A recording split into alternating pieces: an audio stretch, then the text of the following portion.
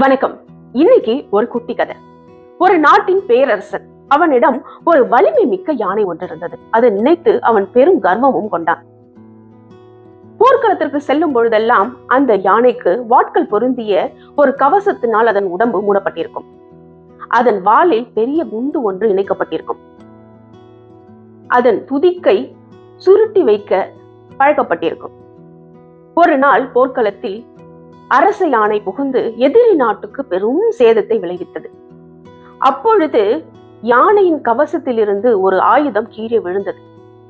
அதை பார்த்த யானை தன்னுள் சுருட்டி வைத்துக் கொண்டிருந்த அந்த துதிக்கையை வெளியே நீட்டியது, அதை எடுப்பதற்காக.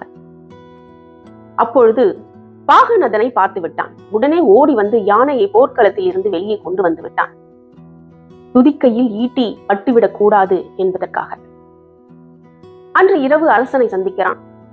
அரசே, நேற்று நமது யானை தன்னுள் சுருட்டி வைத்துக் கொண்டிருந்த துதிக்கையை வெளியே நீட்டிவிட்டது போர்க்களத்தில். இனி இந்த யானை போர்க்களத்திற்கு பயன்படாது என்று கூறினான். உடனே அரசன் அதை கேட்டுவிட்டு சற்று கவலை அடைந்தான்.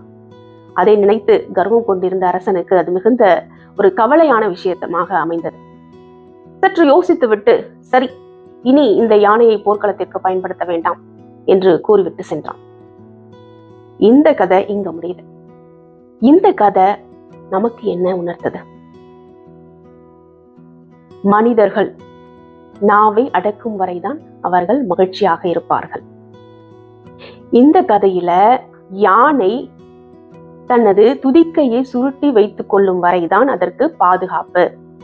தேவையில்லாத இடங்களில் எப்படி யானை தனது துதிக்கையை சுருட்டி வைத்துக் கொண்டிருக்கிறதோ அதுபோல மனிதர்களாகிய நாமும் தேவையில்லாத இடங்களில் நமது நாவை அடக்கி ஆள வேண்டும் என்பதையே இந்த கதை உணர்த்துகிறது. நமது நாக்கு வெறும் 3 அங்குலம்தான். ஆனா அது 6 அடி மனிதனை சுலபமாக கொன்றுவிடும். அதனால்தான் வெறுப்பிலும் சரி, கோபத்திலும் சரி, ஏன் மகிழ்ச்சியிலும் கூட வார்த்தைகளை அளந்து பேச வேண்டும். அது நமக்கு திரும்பி வரும் பொழுது எல்லாமே மாறிவிடும் என்பதைத்தான் இது உணர்த்துகிறது. நீங்க என்ன சொல்றீங்க?